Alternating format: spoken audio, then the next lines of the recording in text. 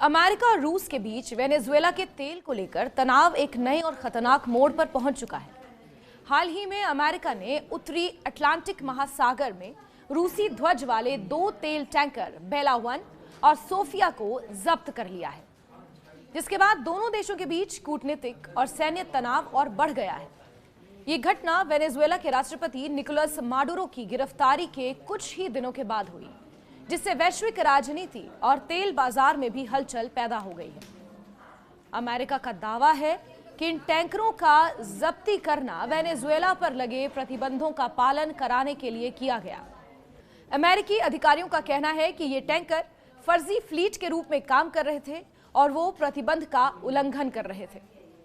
अमेरिकी दक्षिण कमान यानी कि यूनाइटेड स्टेट्स सदर्न कमांड ने इस कार्रवाई के वीडियो भी जारी किए हैं, जिसमें दिखाया गया है कि कैसे अमेरिकी तटरक्षक बलों ने बेला 1 और सोफिया टैंकर को पकड़ लिया।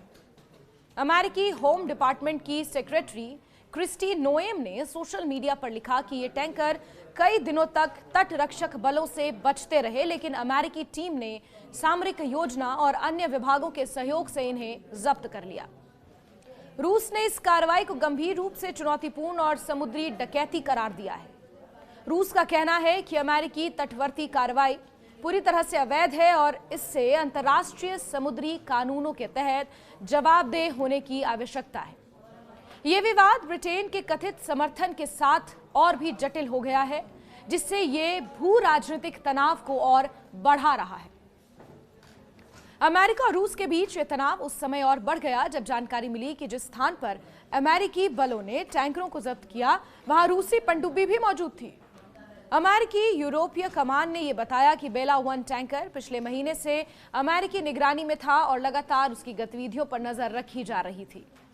जब अमेरिका ने कार्रवाई की तो रूस की पनडुब्बी भी उसी क्षेत्र में थी, जिससे स्थिति और ज्यादा सेंसिटिव हो गई। इस पूरी घटना के पृष्ठभूमि में वेनेजुएला के तेल भंडार की भूमिका अहम है। वेनेजुएला दुनिया के सबसे बड़े तेल भंडारों में से एक है और इसकी राजनीतिक और आर्थिक स्थिति हमेशा से अंतर्राष्ट्रीय विवाद का केंद्र रही है। अमेरिकी कार्रवाई वेनेजुएला के राष्ट्रपति निकोलस माडुरो की गिरफ्तारी के कुछ ही दिनों बाद हुई। माडुरो पर अमेरिका में नशीली दवाओं की तस्करी और अन्य अपराधों के आरोप पहले से लगते आए हैं। अमेरिका ने वेनेजुएला में सैन्य कार्रवाई करके माडुरो को पकड़ने की कोशिश की थी, जिसे वेनेजुएला के कई नेता और अंतर्राष्ट्रीय विशेषज्ञ अपहरण की संज्ञा दे रहे हैं।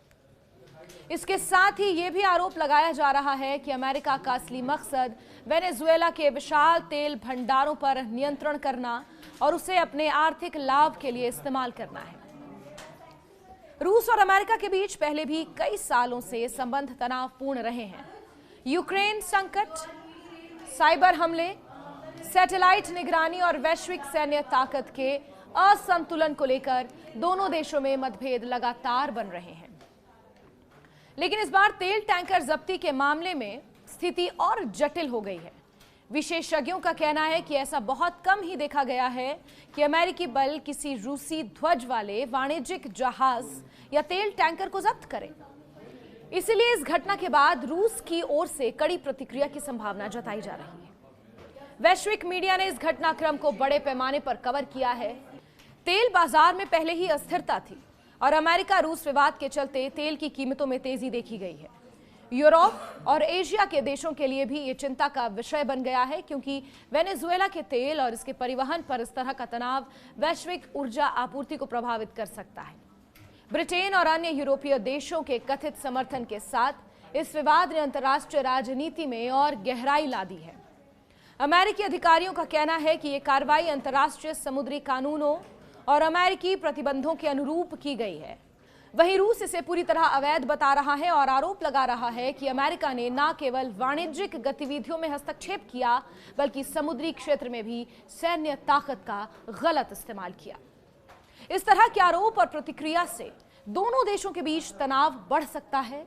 भविष्य में नई सैन्य या कूटनीतिक टकराव की संभावना भी रह सकती है। विशेषज्ञों का मानना है कि विवाद केवल अमेरिका और रूस के बीच नहीं है, बल्कि इससे वैश्विक तेल बाजार, अंतर्राष्ट्रीय समुद्री कानून, भू राजनीतिक स्थिति पर भी गहरा असर पड़ेगा। वेनेजुएला के तेल टैंकरों का कब्जा और रूस की प्रतिक्रिया दोनों ही वैश्विक स्तर पर सुरक्षा, व्यापार और कूटनीति को चुनौती दे रहे हैं। कई विश्लेषक कह रहे हैं कि यदि स्थिति को तत्काल नियंत्रित नहीं किया गया तो यह घटना एक बड़े अंतर्राष्ट्रीय संकट में बदल सकती है। अमेरिका और रूस दोनों ही अपनी कार्रवाई को सही ठहरा रहे हैं।